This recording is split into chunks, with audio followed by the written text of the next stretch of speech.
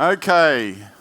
Thank you for coming to my session.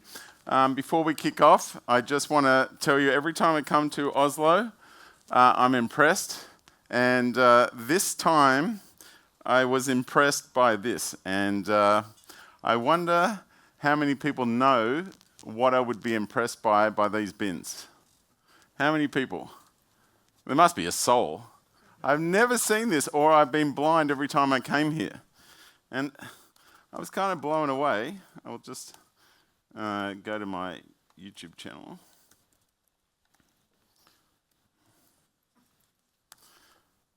I have never seen this before. It is cool. I just put it on my channel. There is the bin. It just got lifted. It just got lifted out of this hole. How amazing is that? There's all the rubbish. Now, for context, I was trying to work out how it got lifted out of the hole, and there's no driver in the truck. And I wondered, I was expecting a driver in the truck to be controlling this, but I'm thinking there must be some communication mechanism, and I'm blind for a second.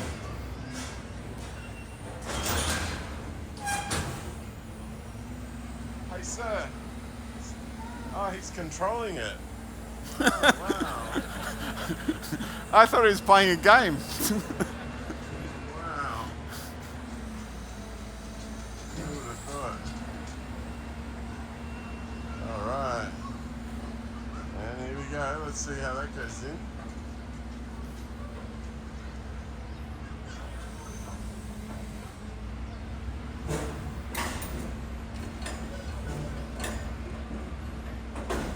Wow.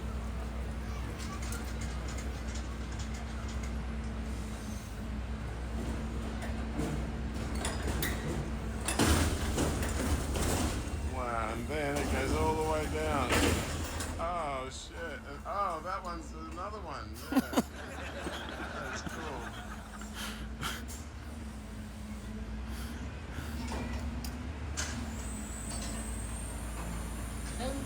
For the movie. I've never seen this. That is crazy. Oh, there's another two over there. Oh, look at that. Have you done all four? You've done them all? Have you done them all? Only paper. Oh, that's paper. What's this one? It's garbage. That's a different garbage truck. It's another truck. Ah, fantastic. All right. So everywhere I go now, I don't stop seeing these things everywhere. Is this a Norwegian invention? I hope you didn't get it from somewhere else. Oh, this is blown away. Amazing. So I used to think your water was the most amazing thing. You know, it's so cold, so clean, so tasty. All right. So I think we're allowed to kick off. Now, I have done this talk. Last year I did a talk for you guys. It was just days after GPT was released, and we were building a solution at the time, and we were doing it from scratch. We built a solution making a vector database and calling the APIs manually, building a Blazor front end. There was a whole lot of work to that. Now, what I'm doing this year is I'm going to take you through the journey our company went through. And I work at a company with 100 .NET developers, essentially. We're all coding enterprise solutions. And we have non-developers at the company as well. And every single person's job in the company has been impacted by AI in some manner. And I want to just take you through that journey. You can pick pieces from that and come up with your own implementations at your own company. So here's how I've structured the talk.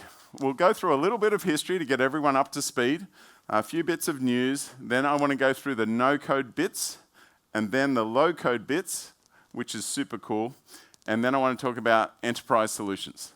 And then we'll pontificate about the future, okay? So this is me, standing at a tyre back in Sydney. Yes, we love imitating Norwegians. It's a lot of fun.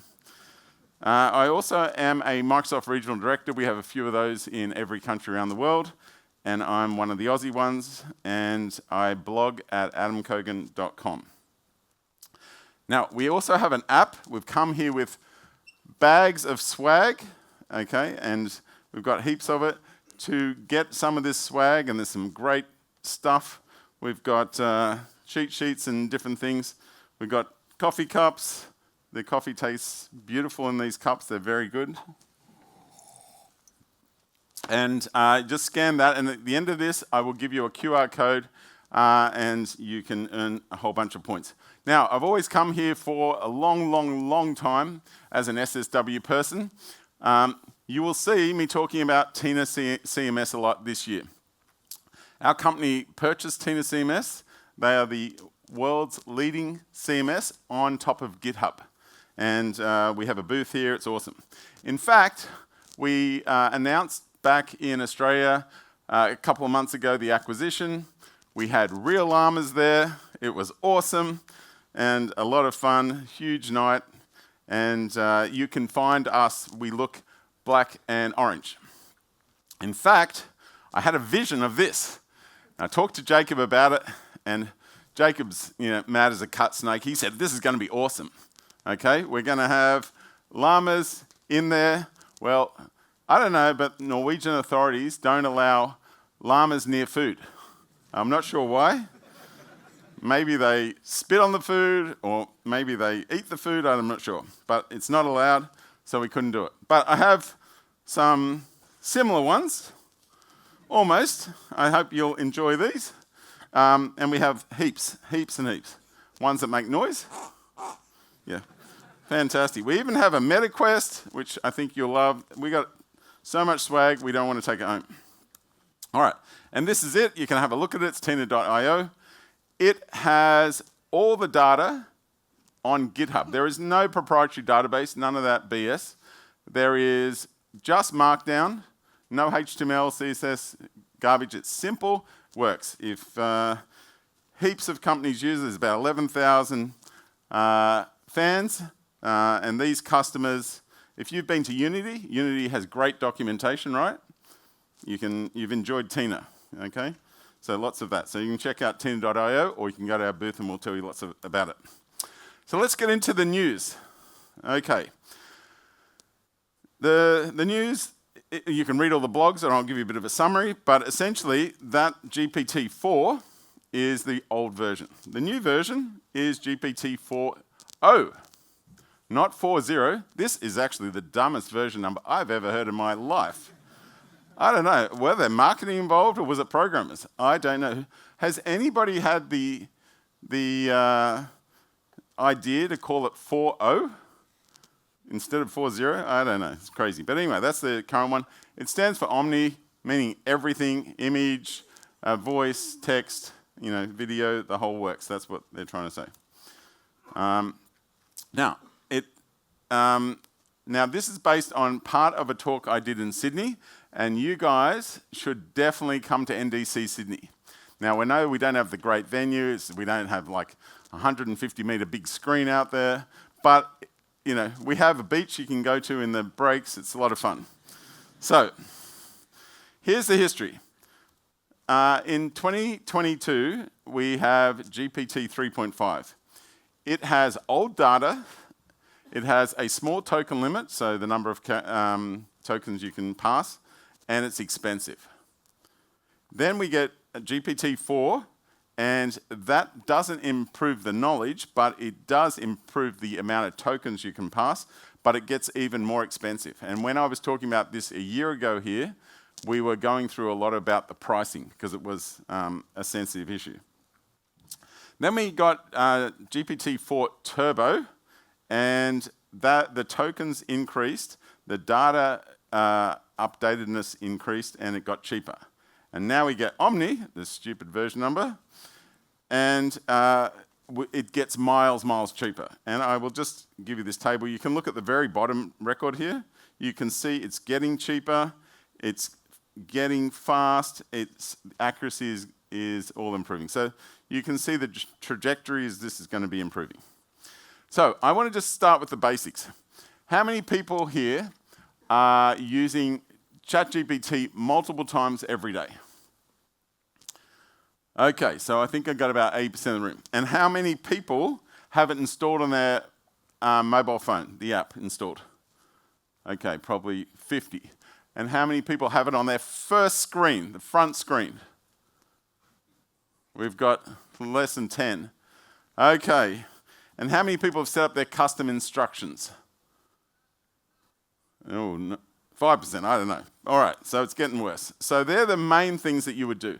Almost every person I go to, even a common user of this, does not set up the custom instruction and does not set up stopping the noisy answers.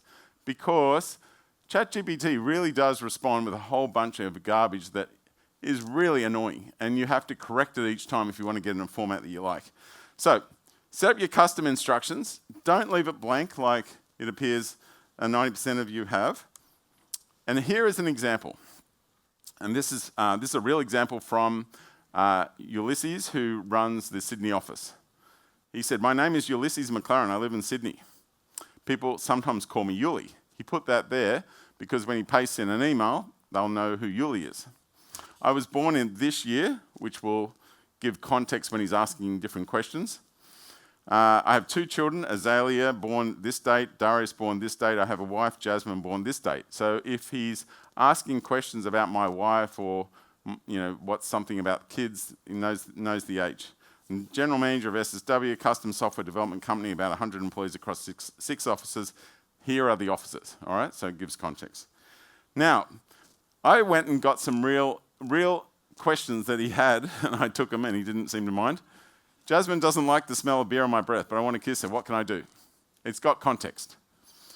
Darius stole Jasmine's credit card. How can I make sure that's a big deal? Okay? Learning to be a parent via ChatGPT. Nothing can go wrong with this. Okay, work. Help me improve this page. Help me make a marketing plan to sell generative AI services, and give me strategic advice how to improve a partnership with Duende, Octopus, Zendesk. Okay, they're real examples he had. Here's mine, and it just says, "I'm Adam Cogan, work for SSW, I'm Chief Software Architect. If I ask you a question about code, I'm using VS Code, I have Python and .NET and C# installed." All right, so whatever context you want to give it. Now here's the more important one that I don't see people set up. How would you like ChatGPT respond? First thing, and if I don't say this, I have to keep saying my question and be brief. Be brief. Use numbers. Always respond with the metric system. That should be by default. You give clear, concise, and direct responses. You avoid unnecessary reminders, apologies, self-references, and all the other niceties that Americans do. You are honest and admit when you are unsure of something. If a query is unclear or ambiguous, you will ask follow-up questions to better understand the user's intent.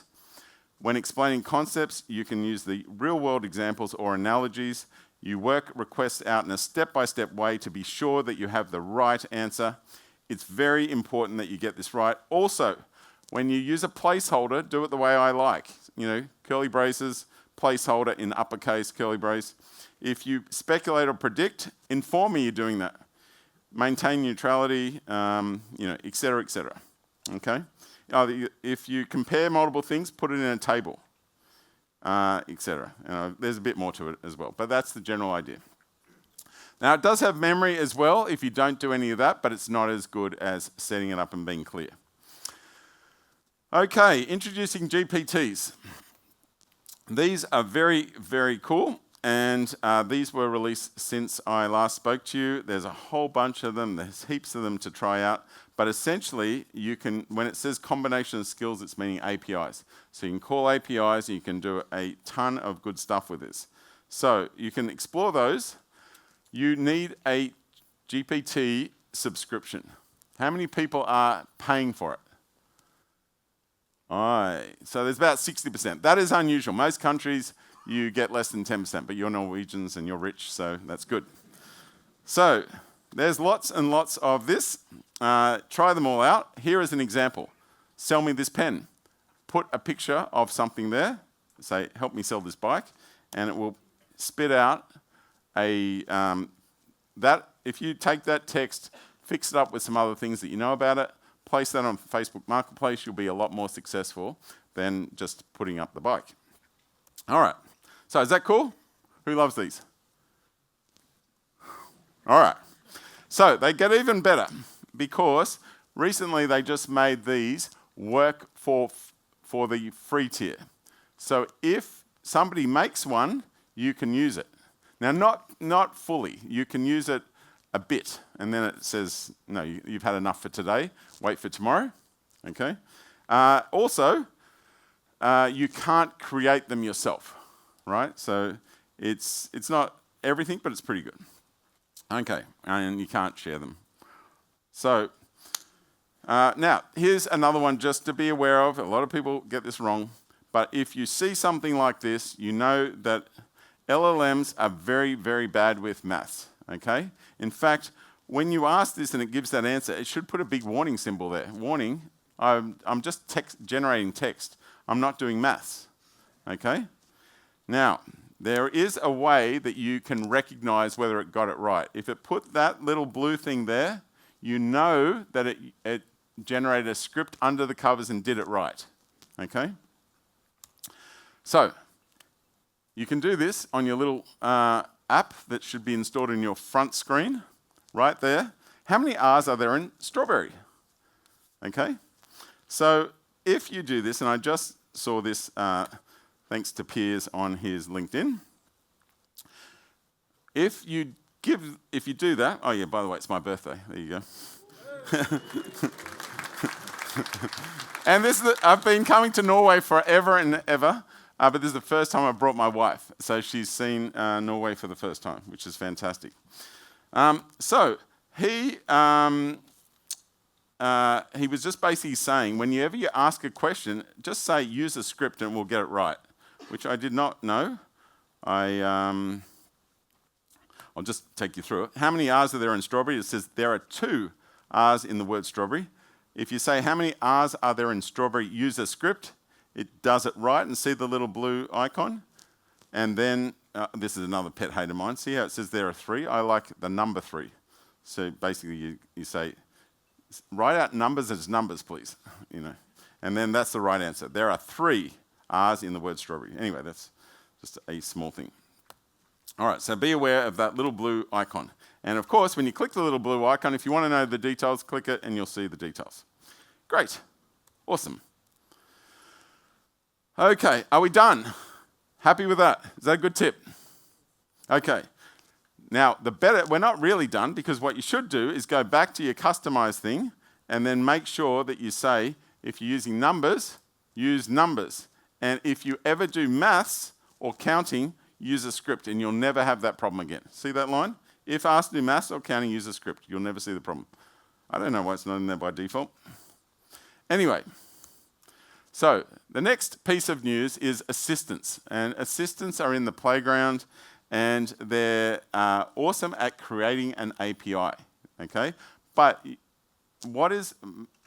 can basically have it be a code interpreter. You can give it data, and you can give it data by simply getting, say, a CSV file and uploading it. And it can call any API. So here is an example of one. And remember, I'll just do the Galileo one.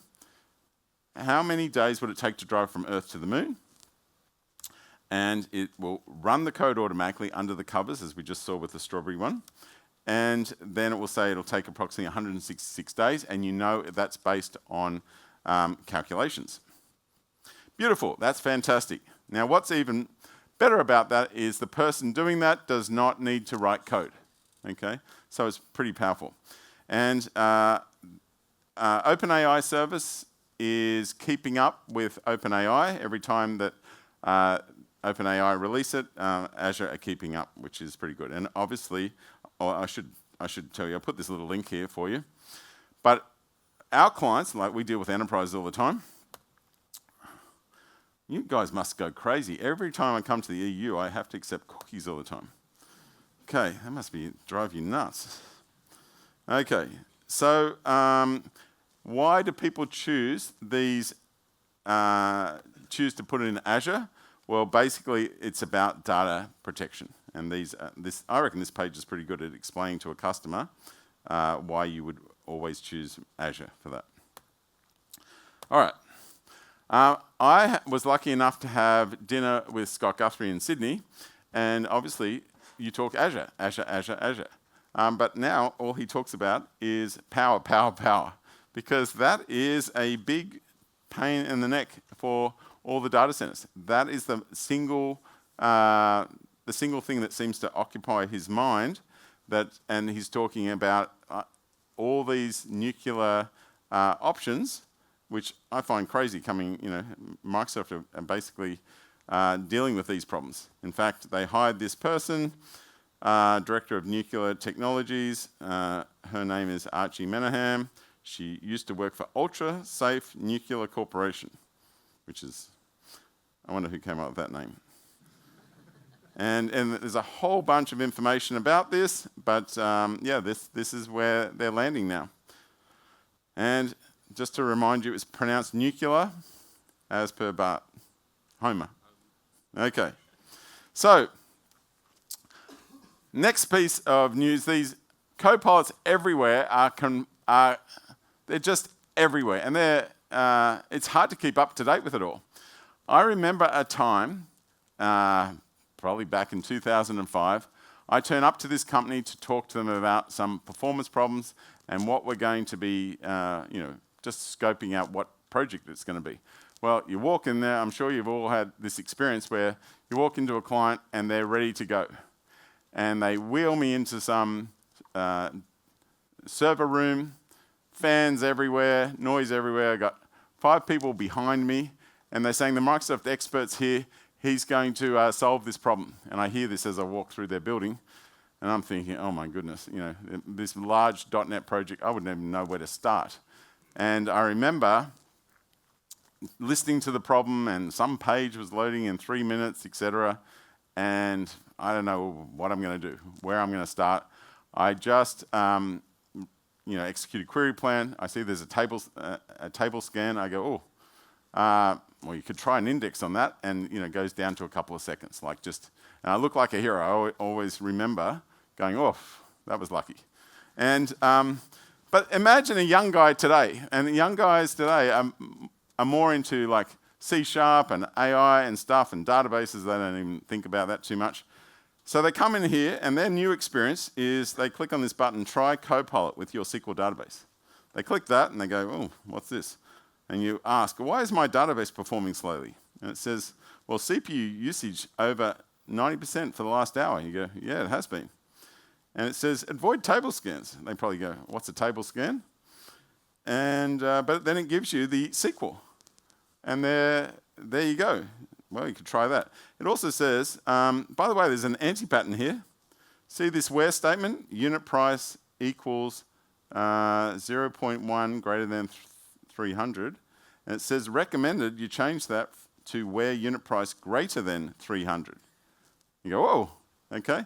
So these young guys, they're going to spend much less time than we used to spend.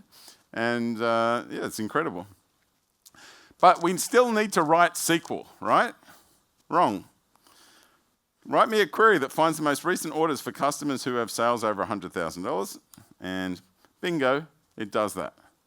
So we've got that. There's a fairly complicated query. You can see it's using common table expressions. You can see, how DBAs get upset when you write SQL without uppercase select from where? It's even done that right, so you can't even upset a DBA anymore. So that's good. All right, anyway. Next thing, recall. This is big news from Microsoft. They're intermittently going to take a screenshot of your screen, and you will be able to recall things. So you might be able to say, a few days ago, I was looking at a site. It was blue. I think it had a dog logo. What was it? And it would help you, okay? Now, some people don't particularly like the idea of screenshots being taken. Other people do. Who thinks it would be super cool and would love to have this running on their computer? I have got 5%. It's not good. It's not going to be big in Norway. All right. How many people are against this and would not have this thing and would turn this thing off? Holy moly, that is probably 70 or 80% of the room. That's a lot. Okay. Well, now I know why it got turned off, which is very disappointing because I thought it was super cool.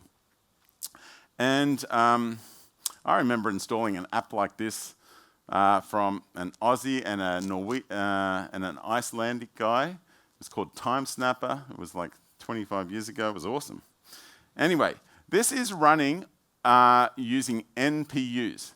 And NPUs are because running LLMs, large language models, will destroy a normal computer. Like it's going to use up all the power, so your battery won't last very long. It's going to potentially overheat the thing, so these devices are going to come out with NPUs. Anyway, so I think it's awesome, but here you can see the update is they're turning it off by default. So you'll all be happy, and it won't work for you. All right, now, come along a week later, yesterday, we get this new thing from Apple. And this, how many people in the room are iOS and how many are Android? Who's iOS? Oh, iOS is like 80% of the room. Who's Android? What? 70%. Who's got two phones? What's going? How can you be both? Is everyone? I'm confused. Huh? Whose phone is an Apple phone? Okay, that seems to be 70 or 80% to me. Whose phone is an Android phone?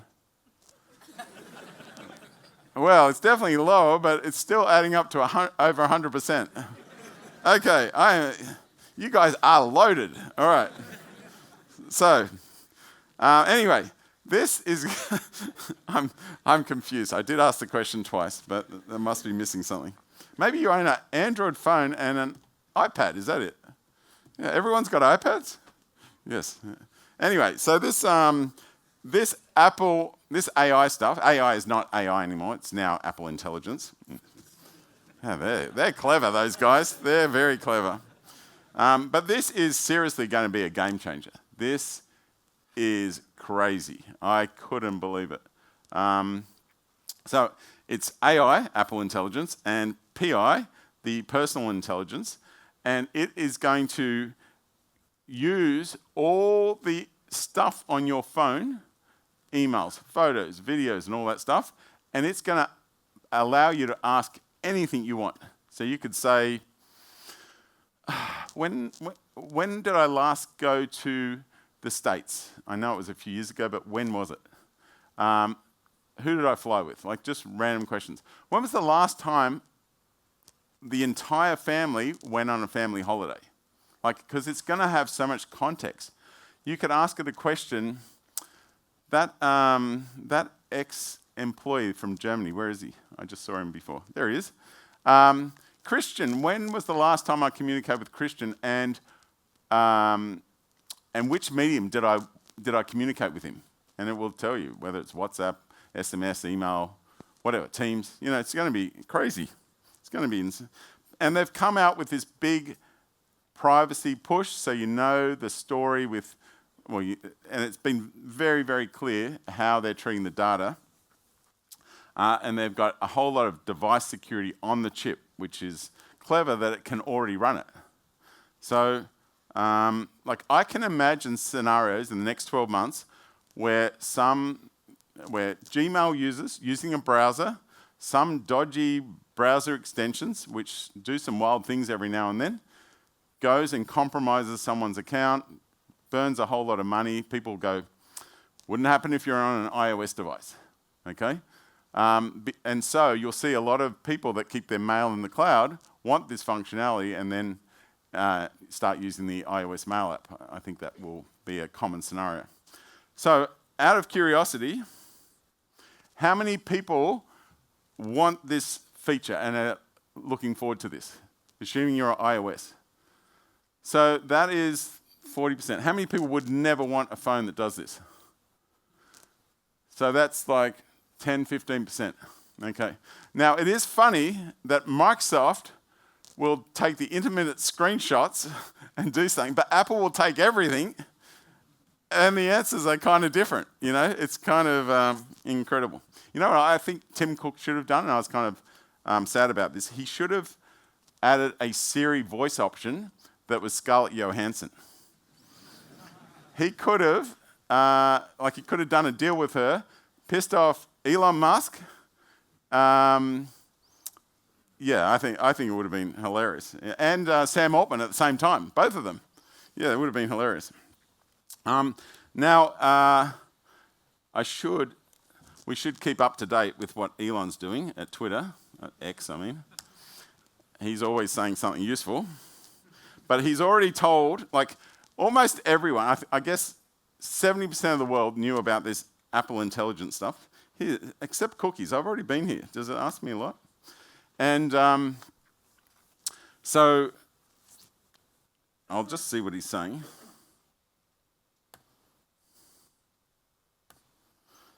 There he goes. Apple Intelligence works like this. They've got your iPhone, there's Apple, and what are they sharing over there with OpenAI? Because they've just done a deal with OpenAI.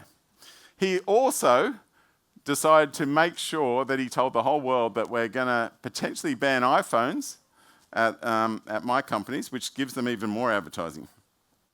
Yeah, anyway. So, lots of fun there. Now, I'm going to tell you something that happened to me a few months ago, and I blogged about this, and I put a video on my blog if you want to know more. But essentially, I was doing NDC Sydney, and Ulysses in my office was meeting his wife, who was downstairs. And I said, "Oh, what's she doing here?" "Oh, she's just seeing her dermatologist." And I said, "What, this far from your place?" And he goes, "Yeah, this one uses AI." I go, "Oh, an AI dermatologist." Now, for context, in Australia, we're all getting skin cancers all the time. I've had many on my face. Everybody knows someone that's got skin cancer. And it's very easy to get them on your arms, wherever. They just appear. The sun is harsh in the, down there. And to hear about an AI one was awesome, because usually you go in, they say, "Take your shirt off. Have you seen any spots changing?" You go, "I don't know, I'm here for you." And they go, "Oh, it looks all right." And you go, "Good, all right." And anyway, so I'll give you some stats here, just so you know. 1,300 people in Australia die a year. We're a small population like you guys. Now, before we got conscious of this in the old days, there's 16,000 cases a year of this. But if you get it early, which most people do, you're okay. 90% get it early and you're good, but they still get missed. So for context, there's 1.3 times more than car accidents, okay? And we have a lot of bad drivers, okay? It is incredible walking around Oslo. Do you guys have horns disabled? It is so quiet. Electric cars, no horns. You must get a lot of stuff done. Okay. So, now, I need you to all look away if you do not like nudity or blood. All right? Look away, look down. Okay. Now, I ended up getting one that was picked up by the AI. I'll just show you here. Don't look if you don't want nudity. My nipples are out of alignment now, but I have this big scar. They took this large piece out. And the doctor said it was 6 weeks away from entering your bloodstream, and then I'd be cactus, which in English is kaput. All right, less German, but okay. So that's that news. All right, so AI is everywhere, and it was pretty incredible. You just turn up, take your shirt off. He doesn't ask you any questions. He takes photos with his iPhone. The screen pops up. It puts circles around, and he goes, "Ooh, that's an ugly duckling." And I think, that can't be good, right? So that's how that worked. All right, let's get into the no-code story. So what you need to do is every person in the company needs to be educated. Now, this is our journey, how we did it, and take bits. We create a whole set of rules on this. It's public, you can have a look. ChatGPT prompt engineering. Then we had how to use the services, and then stuff for the designers and media stuff, right? So they were the three categories we put there. And so you can have a look at those. We have looks like 56 rules there on how we do that. The other thing we said is you must be transparent. If somebody sends an email like this, which clearly looks like it came out of ChatGPT, we want to encourage it. We want you to not do it like that. We want you to be visible. Acknowledge when you use it. What emoji would you use to show you use ChatGPT? Robot, yes, the robot. And so that's what we do. We just have that little one there. Every now and then, if we've just given an answer from ChatGPT without any modifications, we put 2, but it's very rare. It's almost, and we have some reports, and I'll tell you about that in a sec, about Eagle Eye, but it shows where that it was helping us, and it's seen as a good thing. If you don't use it, there's a problem. Okay. The other thing we did is our induction system, first days when people turn up, we incorporated AI in some of those steps. So, for example, they turn up, we use sugarlearning.com, and here is an example. So on their first days, they have to create a pretend client proposal, and we just check with another senior that they've got the major steps that we want, that they don't miss anything, so they kind of get their license to speak to clients. Now, you'll see down here, see at the bottom here, it says, for all the above, run your work through ChatGPT before getting it checked by someone else. Proofread this for me and paste the content. So they say that, they paste the content, they get used to this is how they work. When somebody joins at SSW, they do their Scrum, if they're not a Scrum Master, they do their Scrum certificate, all right? So they read the open assessment, they do that. Now, what we used to do is when they have a question about Scrum, they ask one of the company's Scrum Masters. What they do now is, if you don't understand why you got a question wrong, use ChatGPT as your Scrum coach by prompting it, you are my Scrum coach. I have a question about blah, okay? And then, if they still don't understand, they ask a Scrum Master. So if you, the big companies save a ton of money by a concept known as ticket deflection. I'll put a link down here so you can go and read about it. But essentially, if you go to Airbnb and you say, I'm not happy with the place I just got, I want to complain, I want to get a refund, you will ask the question and you don't get to speak to a human. It will say, have you done this? Have you done this? Have you read these? You know, and so it will do everything it can, and you'll have to answer 7 different questions before they'll finally let you speak to a person. And that saves a ton of money. So you can do the same thing, plus you get more consistent answers. Okay, so it's the Oracle, and people know it from day one. We put up a whole bunch of cheat sheets around the office. We put them in the toilets so everyone can read it. We made ones for devs, writing code, debugging, understanding code, documenting code, refactoring code, etc.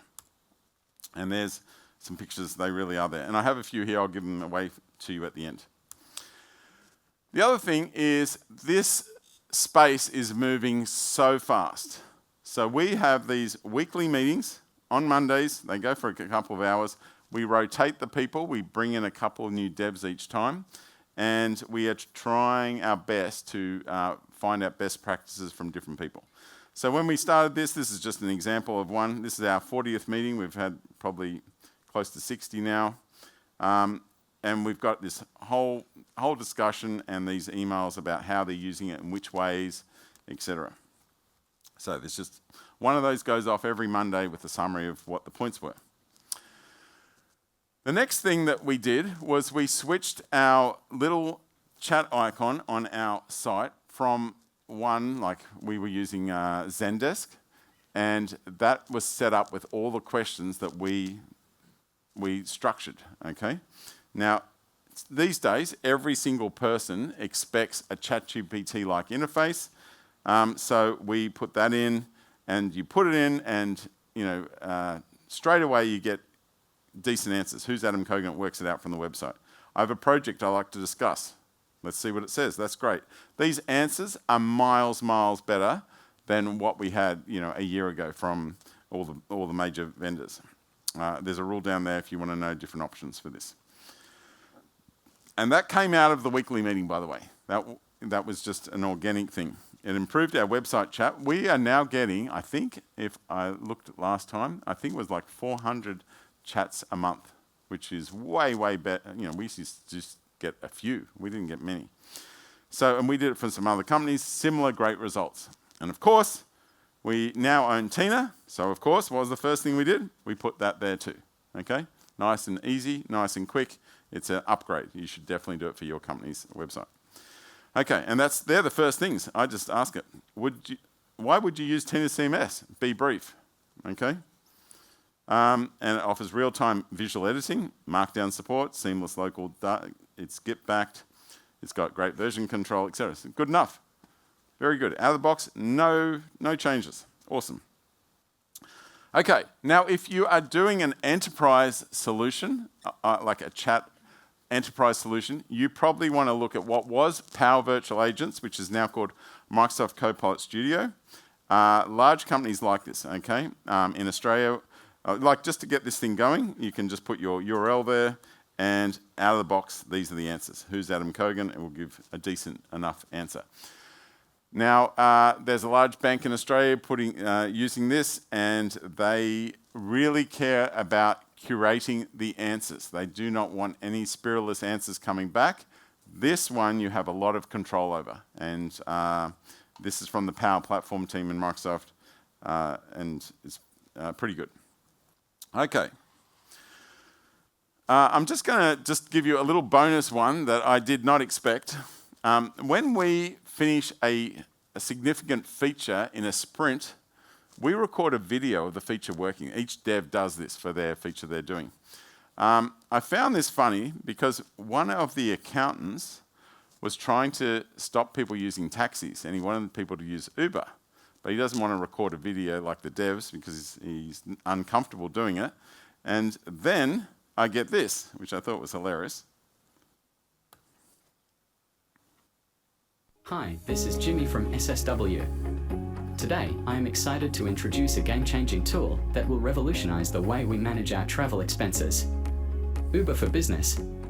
In our fast-paced... So however, he's just done this as an internal video just to tell tedious employees what to do. work. Meet Bob Northwind, a 34-year-old software engineer from SSW who needs a business trip from his home to Sydney Airport for the next flight to Brisbane. He simply opens the Uber app, toggles a button, and effortlessly switches from a private ride to a business ride. That's all there is to it. Right, so he did that because he was sick of chasing people for receipts, and he just wants them to do that so he never has to do that. And I think, Jimmy, where did that come from? How did you do that? And this is his answer. He said, I went to ChatGPT, I told them what I wanted, and I said, can you write me a script? So ChatGPT wrote him a script. Here's your script. He goes, I copied that and put it into Azure AI Speech Studio. Now, I didn't even think an accountant knew about this. And he pasted that in and he got a voice file, and then he uses some AnyMaker template, and then he put it together and put it on the internet. I just thought it was incredible. Yeah, phenomenal. Anyway, there you go. All right, let's get into the meat and potatoes. How many people here have developed a custom GPT themselves? So we have maybe 10% of the room. Okay, not many. So let's talk about this. This is like the golden goose, I think, of this. You want, and I'll just tell you, in our company, we have an intranet, and a new button appeared, which were our GPTs. And the GPTs, and there's heaps of these GPTs now, but to help you write a rule and get all the markdown right, get in the right structure, there is one here called a rules writer. We have this guy who checks all pull requests have good descriptions. Pull request watchdog. The same guy. Now, I want to mention something. Yuli does not write code. Seth does not write code. He's a marketing person. Seth does not speak French, but he has to post social media in France, and he just uses a GPT for that.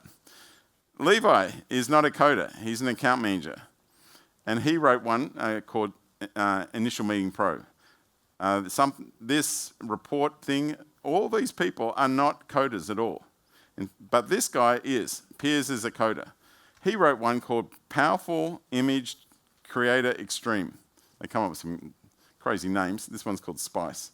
Now, why does a coder write something about images? Because he writes many rules, and he gets in trouble for using the wrong colors, the wrong style on photos, the wrong dimensions, landscape instead of a square.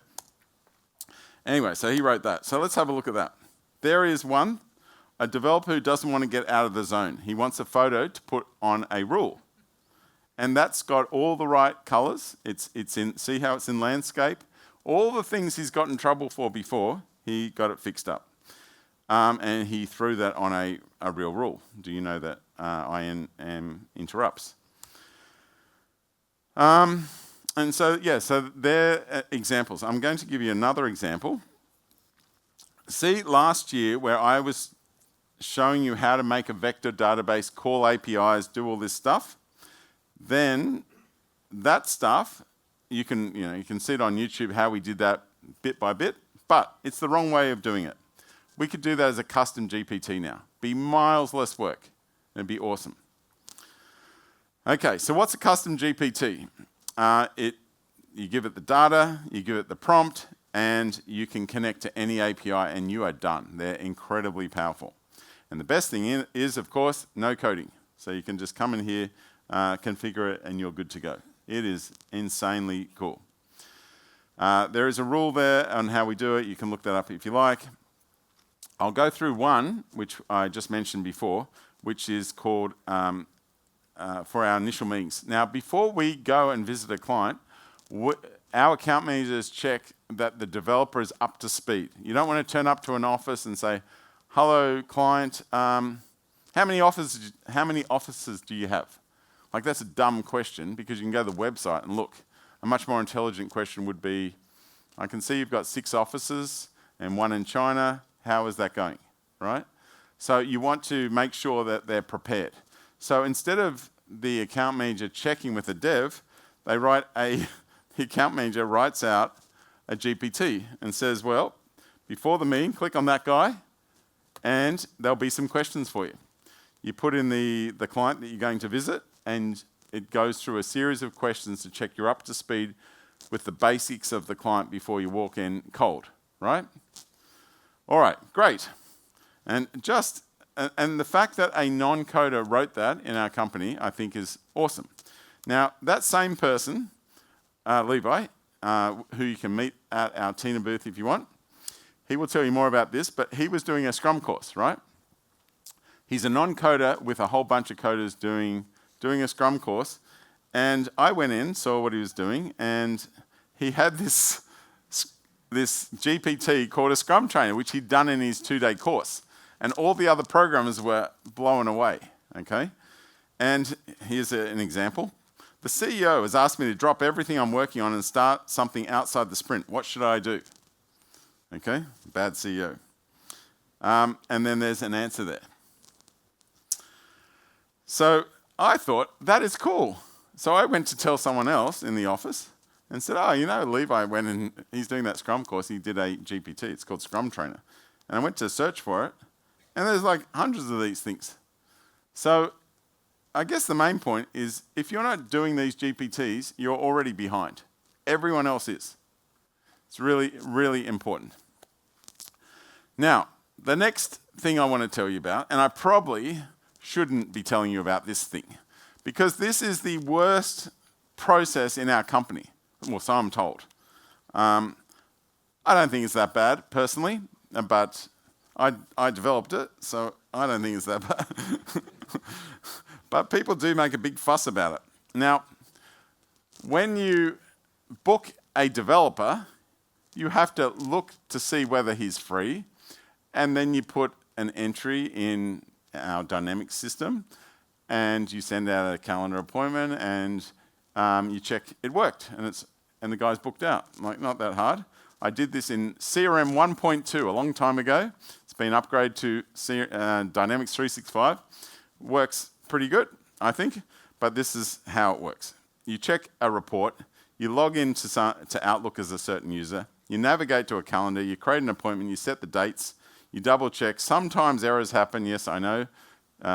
Dynamic sync doesn't work or something. And if there is that problem, you go and ask the account managers and they'll fix it. Now, a client only asks to do this every couple of days. It's not that common that they want to book out a dev or a couple of devs for a week or so. It happens, but not hundreds of times a day. Anyway, here's the big drama. They say it takes 8 minutes to do this simple operation. Now, one of the guys in our office, he's a pretty upbeat guy. He just wanted me to understand, so he sent me a video and he said, watch this, Adam. Hi, I'm good. I'm an account manager at SSW and it's been 3 hours since my last Valium. Now, I didn't even know he took Valium. So booking consultants on clients is really fun. I'm going to give you a quick demo of how it currently works and so that you can share in my joy. So first of all, our first option is through Outlook. We all know Outlook and we all love Outlook. So we'll go to our appointments and you can see there's so many to choose from. For this scenario, I want to change Luke Parker, one of our best consultants at SSW. All right, now he goes through, he shows all this, he makes a big deal. He kind of over-dramatizes a few things. To find Luke, and he goes on and on, yeah. Have changed Luke's booking and I can start with the next one. Thank you for watching. Right.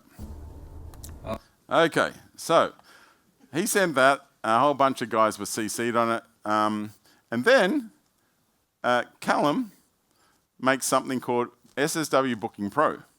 So all you really need to do is we need to call an API from Dynamics and one in our timesheeting system, TimePro, and put an appointment there. So he did this, and it says, Callum Simpson is, sorry, what was the question? Oh, when is Callum next available for a week? I need to book him for Northwind. That's the prompt, and that's all he wants to do. And it says he's next available for a full week starting this date to this date. Below are the details. There you go. Confirm if you'd like to. Yes, please. It talks to the Azure function, and he's booked. So it clarifies who's being booked, checks for availability, makes the booking. Obviously, it works with voice as well. You can just use your phone with the app. And it takes 30 seconds down from 8 minutes, right? Now, I think the more amazing part of the whole thing is from beginning to end, it took the dev, Callum, 2 hours to do that. Pretty awesome. Then here is his video, and I'll just play it for you. Hey guys, Callum here from SSW. Hope you're doing well. Today I'm going to show you how I use custom GPTs and 2 hours of my own time to save everyone at SSW 10 minutes every time they want to make a booking. And with 80 plus consultants all around the world, that's a hell of a lot of time. Let's jump into it. So the current process when we're making a booking, like this, squares indicating they're booked for a client, black squares indicating a yellow for a warning. This whole process I've automated using custom GPTs, and the new process looks like this. You send a message, and that's it. It creates all the booking information for you. You don't have to do anything else once you've sent your message. All right, so here I am on my custom GPTs. Callum next available for a week. I need to book him into Northwind.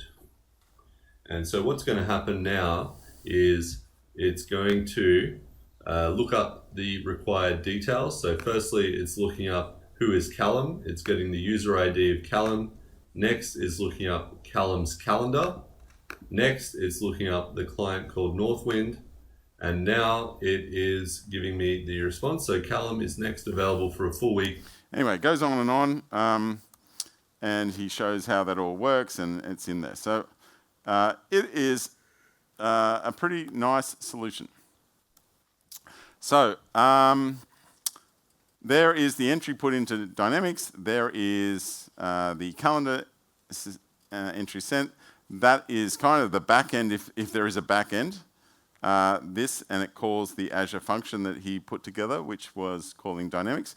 And that's the whole kit and caboodle. So awesome, right? Okay. All right. So, how many people think GPTs are awesome? How many people are not sold? No one. So it looks like we've got a unanimous answer there. That's awesome. Yeah, I'm really happy with that. I think it's awesome. And there it all is. Now, if you want to know more about how that was built, you can speak to Gert, the guy in Valium, at our booth. He will walk you through the whole building of it, and you can get some cool answers there. All right. So, I will also tell you that we have built an enterprise solution using Semantic Kernel, and what that does is that looks through all emails and all pull requests, and I'll just show you.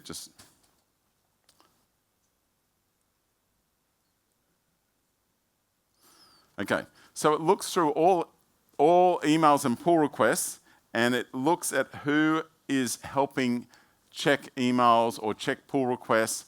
It uses natural language, like check by Wixie and Cookie. In our language, just so you can see the problem, when you see Wixie, Wixie means Matt Wicks, Goldie means Matt Goldman, and Cookie means Luke Cook. We should just use people's names, but since we have all this, it matches that and gives us these beautiful reports. And I just want to show that. You can have a look at Eagle Eye if you want to, but essentially it goes through here, and it will then, we have some unit tests here that check all those names match, and then you have nice reports based on that. So, and we have a whole bunch of Power BI reports based on Semantic Kernel. All right, so you can collect a whole lot of unstructured database, build reports, trigger meaningful conversations just by using Semantic Kernel, which is a beautiful solution. All right, and if you want to know more about that solution, you can talk to the guys at the Tina booth. So I want to talk about the future now. When you're talking to people about AI, you will either be talking to people that are pretty pro or pretty negative. And when it comes to that, you're either talking about whether they think it's going to replace humans or it's going to enhance humans. 12 months ago when I was here, all we had was OpenAI, but there was a lot of rumors all over the internet, and I said that I predicted that we'll have something from Google, Meta, IBM, and Tencent in China. Sam Altman at the time was saying, I think we're at the end of these, like giant models, all right? And this is where we are now. We have OpenAI with 4.0. We have Gemini Ultra. We have Llama. IBM have been reasonably silent on this one. And in China, we have Tencent's one. Now, we also have extrons, which we didn't think about 12 months ago. Anthropic have Claude 3. There's Pi. There's Mixtral. And Baidu in China have Ernie. And of course, Elon Musk had to get into the fray, and he's got Grokked. So, of all these, I guess the one that stands out a fair bit is the one from Mustafa Suleiman, and that's Inflections, Pi, and that's like an empathetic AI. It's not as cold and clinical and task-orientated as, say, ChatGPT. This, psychologists and things think this is very friendly and more a companion for people. And that company is gone now because Microsoft employed all the employees from that company. You don't buy companies anymore. You just employ all the employees. And they are over in Microsoft now doing that work, which is great. So, a year ago I predicted we're going to start seeing stuff where it's writing code, cloning code, running commands, redoing based on feedback, and potentially taking in the output and that being the new input. So then we got this from Google, from Microsoft. Copilot Workspace. This is the crazy stuff. So has anyone used this? Anyone? No one. One. Okay, great. So this is incredible. So we have a GitHub issue. The GitHub issue is show GitHub handles when a gallery cell is active. And you come here and see there's an image there. I want to have the avatar on this. So you come through and say, is the GitHub handle displayed? No, the GitHub handle is not. You know, at the moment, you can barely get devs to write acceptance criteria. Well, that's a thing of the past. So it writes out the specification. It puts the plan together. You review the plan. If you don't like the plan, you press edit and say, I think you got that part wrong. But most people will just go implement. And then the genie runs. And the genie runs and says, there's the plan. Okay, I did all that. And here's the code I wrote. Have a look at it. You'll come up to the top here and have a look at it to see what it looks like. And you go, oh, that's all right. Let's put it in yellow there. I think that's okay. And then you'll come in here and you go, create the pull request. This is insane, isn't it? And then you come down here and you'll click on merge pull request and your work is done for the day. How many people think that is awesome? Okay, we can all retire now. Okay, now, Vercel. Vercel are the people behind Next.js, right? Awesome company. How many people have heard of V0? 4 people. Okay, this is worth seeing. So you get a phone call from a client. The client goes, the product owner says, look, you know, I want a pricing page. Can you give me a pricing page? You know, it should have a few tiers. You go, okay, or I'll write that down in an email so I can get that right. Or you can write that down and then paste it into V0. And you do that. You take a screenshot, SMS him and go, are you thinking something like that? You go, what the hell? How did you do that? Anyway, of course, you can have a conversation from like this. You know, change the price from 99 to this. Can you add these other things, remove this, etc. Or you can just click this button code. How much do you think they charge when you click the button code? It's free. They could have charged the Norwegians a lot of money, but it's free. So we've got the React code, we've got the HTML code, and it's awesome. Is that incredible? Now, I wasn't sure whether our devs would use it. So I did a survey. I got every single dev in the company to try this out and tell me whether they would use it or they wouldn't. So here's basically what I asked them to do. There was 5 questions before about getting this experience together, and then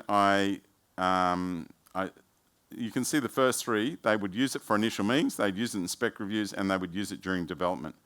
Only 9 people said that they wouldn't. So there's the graph. Look at the first 4. The first 3, they would use it, and those people tried it and they wouldn't use it. So it's pretty good. It's really useful.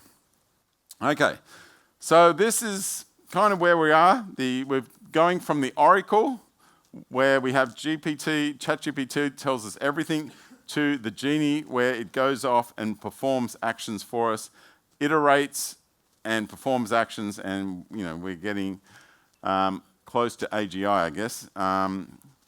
So those assistants and Google Copilot Workspace are pretty phenomenal. The things in between that, I'm just calling servants, like Custom GPT, like that Booking Pro thing that Callum did. That's just a piece of work. So right now, these are the statistics coming out of Microsoft. 46% of code going into GitHub is written by Copilot. So if you're not doing the majority of your work using Copilot, you're getting behind.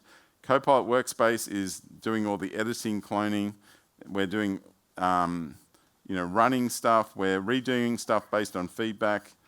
And when we get this very last bit, we're in AGI land, which doesn't appear that far away. So I think what you're going to see is over the next year, we're going to start noticing that we are at the point where more oversight is going to be done by computers than by humans. And you can see that approaching 0. Oversight, like it might be we're looking for weeds in the fields, or we're looking for whether there's bugs getting into code. All that type of stuff is going to likely be done by computers. You want a book specifically on this topic, it will instantly generate that, and you'll be reading a custom book on a certain topic. You want a software application, you can see where this is heading. I had a big problem in that I kept thinking, like, we had human-generated content that went into an LLM, and then we had it human-verified, and then we started using ChatGPT. There's a ton of content now being generated by AIs, and cows eating cows gives you mad cow disease, right? So it's probably feels like it wouldn't be good, the future cycles of this. That said, one of the main guys, Andrew NG, was at Google Brain. He was talking about all this synthetic data that goes through the LLM, and having automated test to test it ended up being better than the natural data, which is hard to fathom. The only logic I can give you is humans are flawed, okay? Humans will think they're not angry, but they are angry. They will, even if they know they're angry, they will say that they're not angry, so they lead you astray. They will say they'll do something and not do it. We're very, very unreliable, okay? So that's where we're going to be, I guess. And the youth, who I don't envy, will have a lot more time. What are they going to do with all that time? Well, this lady is the lady that came from Tinder. And then she created Bumble. And I'll leave you with her thoughts. I mean, listen, I'm sure there are people out there that might form friendships with some form of AI, and that's fine. But our focus with AI is to help create more healthy and equitable relationships. And that also starts with yourself. How can we actually teach you how to date? How can we help you show up in a better way? So give me an example. Okay, so for example, you could in the near future be talking to your AI dating concierge, and you could share your insecurities. I just came out of a breakup. I have commitment issues. And it could help you train yourself into a better way of thinking about yourself, and then it could give you productive tips for communicating with other people. If you want to get really out there, there is a world where your dating concierge could go and date for you with other dating concierge. No, truly. And then you don't have to talk to 600 people. It will go scan all of San Francisco for you and say, these are the 3 people you really ought to meet. And so, that's the power of AI if harnessed the right way. That's the future. Whoa, okay. Well, so we've covered some history and some news. We've talked about some no-code solutions, low-code solutions. I've tried to give you the journey that we've been through over the year. It's been awesome. I hope you have picked up some tips and tricks. Certainly love to know your journey as well. Sing out. If you want any of these cool swags, we've got heaps of cool swags. I will make sure that we have these cheat sheets for devs. I will put them over here. And the ones for knowledge workers I will put over here. And you can grab those. And thank you very much.